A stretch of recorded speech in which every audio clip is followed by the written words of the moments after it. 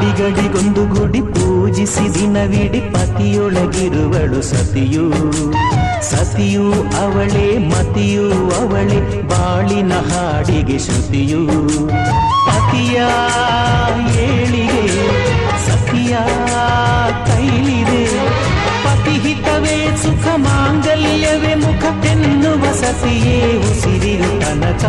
ಹೃದಯವು ಬೆಳಗಲು ಬದುಕದು ಮಿನುಗಲು ಸತಿ ಮನಸೊಂದೇ ಜ್ಯೋತಿ.